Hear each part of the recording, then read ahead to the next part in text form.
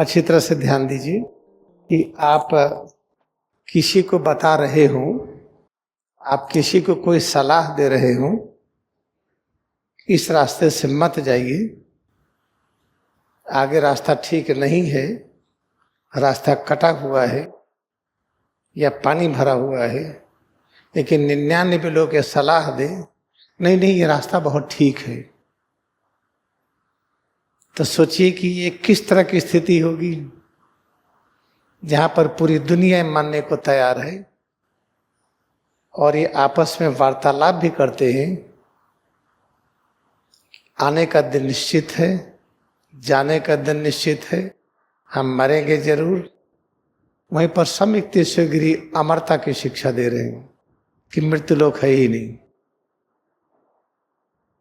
जहां पर ये शिक्षा दी जाती है कि हम मानव हैं, कोई मानव पूर्ण अवस्था में नहीं है, सब में कमी होती है। वहीं पर सम्यक तीर्थगिरी शिक्षा देते हैं निराकार परब्रह्म सब रूपों में प्रकाशित है।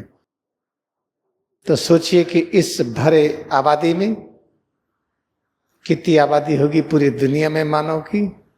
सब क्या मान्यता लेके चल रहे हैं? ये कलिकाल है, कलिकाल के बाद सतयुग आएगा, कलि और सतयुग के बीच में संधि काल आएगा।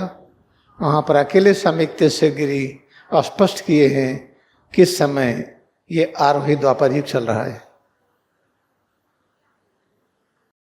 जहां पर अनगिनत लोग ये मान रहे हैं कि वर्तमान बहुत ही गड़बड़ है, भविष्य और गड़बड़ होगा। ये गीत बहुत पहले से गाई जा रही है। जब मैं छोटा था तब भी यही गीत थी कि इस समय ठीक नहीं है, पहले का ठीक था, आगे और गड़बड़ होगा। वहीं पर सम्यक तीर्थगिरी कहते हैं भविष्य सभी का अच्छा है। तो सोचिए कितना कंट्राडिक्शन है। वही सम्यक तीर्थगिरी दिखा देते हैं कि देखो हम मरे नहीं हैं, हम प्रकट होकर के स्वामी योगानंद को, परमहंस योगानंद को बता रहे हैं कि कोई मरता नहीं है। जीवन और मृत्यु वैसे ही एक खेल है, जैसे पानी भाप में बदल जाए, भाप पानी में, बर्फ पानी में और पानी बर्फ में। तो जिस रहस्य को जान लेता है वो इस चक्कर में नहीं पड़ता कि कब तक जिएंगे, कब जाएंगे। केवल एक ही लक्ष्य बनाता है, सत्य के साथ जुड़े रहें। अहंकार की किस ऊंची स्थिति में थे कि उनका अहंकार प्रभु के साथ एक था, सम्यक तीर्थगिरी का। जब चाहते नई उम्र में प्रकट होते 20-25 साल में, लेकिन अपनी उसी उम्र को बनाए हुए हैं सूक्ष्म जगत में भी। तो कितने हम भाग्यशाली हैं कि दुनिया एक तरफ, गुरुदेव एक तरफ, और उन्हीं की लिखी इस किताब को पढ़ने का मौका लग रहा है।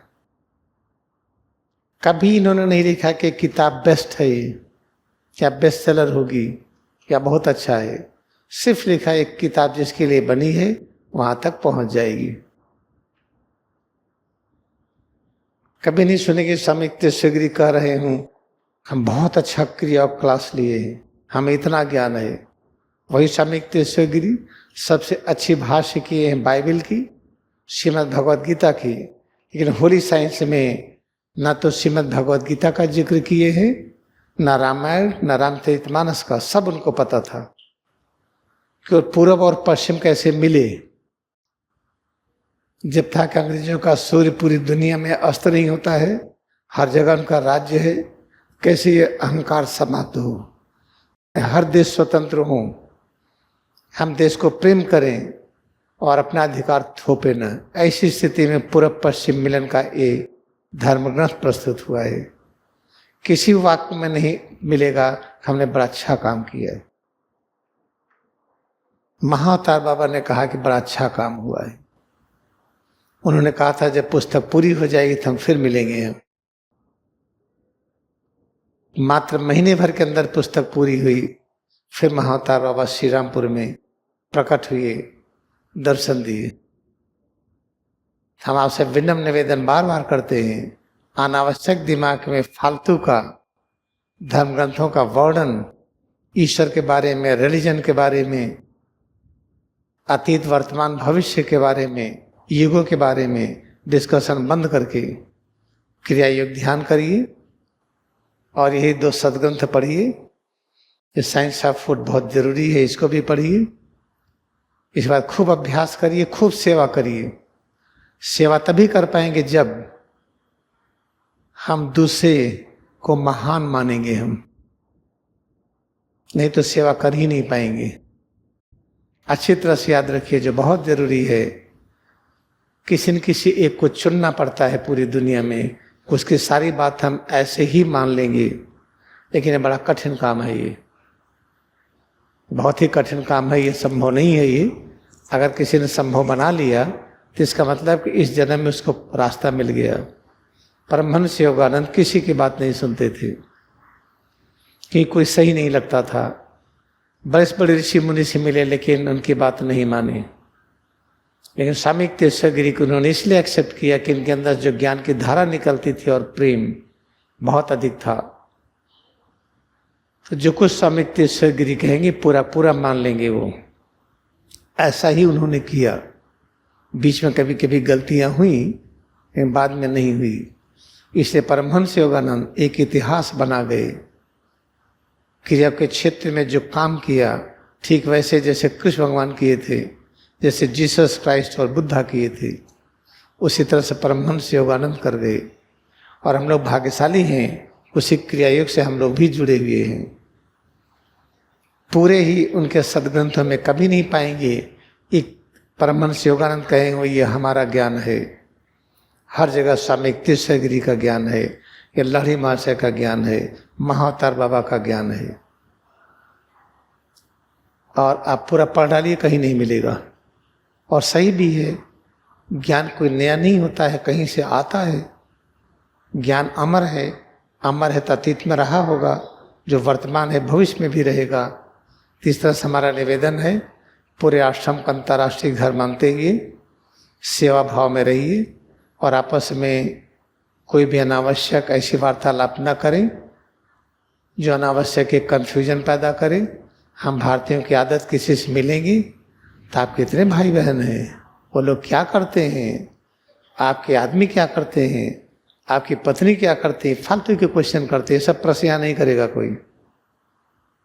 आप किस जाति के हैं, क्या धर्म है, ये सब चर्चाएं यहाँ बिल्कुल ना करिए। चर्चा करना योगी कथा में तो जो लिखा वो चर्चा करिएगा। ये सब घर गृहस्थी की बात यहाँ आप नहीं करेंगे। आप किसी के दिमाग में उल्टा सीधा बात नहीं डालेंगे। आपका नाम क्या, आपकी जाति क्या, आपका धर्म क्या, आप कहाँ के रहने वाले हैं, कितने भाई हैं बहन हैं, आपके पति क्या करते हैं, आपके पिता क्या करते हैं, वो आपकी बात मानते हैं कि नहीं, पत्नी ठीक ठाक है कि नहीं, झगड़ा तो नहीं होता है। ये सब फालतू बातें यहाँ मत करिएगा। ये आश्रम है, ये ऑटोबायोग्राफी की चर्चा करने के लिए, होली साइंस की चर्चा करने के लिए, साइंस ऑफ फूड की चर्चा करने के लिए, अभ्यास करने के लिए। यहाँ से जब घर जाइएगा तो जो मर्जी हो बात करिएगा, यहाँ पर नहीं करिएगा। अगर आप हमारी बात किसको आप समझते हैं, सुनते हैं, तो हम गारंटी के साथ कहते हैं हम केवल भारत में ही बदलाव नहीं कर पाएंगे, पूरी दुनिया में रूपांतरण होगा। ये हम आपको अभ्यास कराने चल रहे हैं। अब इस चीज को बताने के बाद याद रखिएगा, जो अभ्यास कर रहे हैं ठीक उन सब विचारों का एकदम उल्टा है जो दुनिया मानती है। जैसे स्वामी तीर्थेश्वर गिरी कहते कारही द्वापर युग है, दुनिया कहती है कलयुग है। ये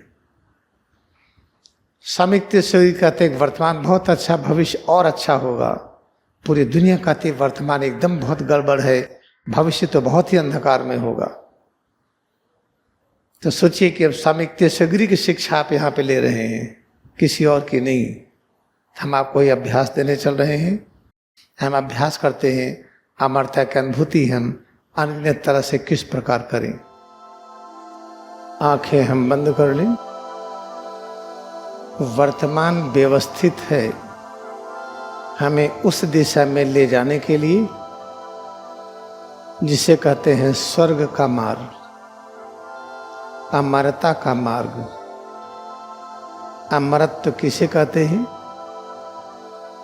केवल अमरता का अस्तित्व है, मृत्यु लोक नहीं है, तो वर्तमान में जो भी वातावरण है, जिसे हम जलवायु कहते हैं, क्लाइमेट कहते हैं, जो वातावरण वनस्पतियों के द्वारा, वायरस बैक्टीरिया के द्वारा, जीव जंतु के द्वारा और मानव के द्वारा जो कुछ भी निर्मित है, इस समय हमें दिशा दे रहा है कि हम अमरता की अनुभूति का अभ्यास करें।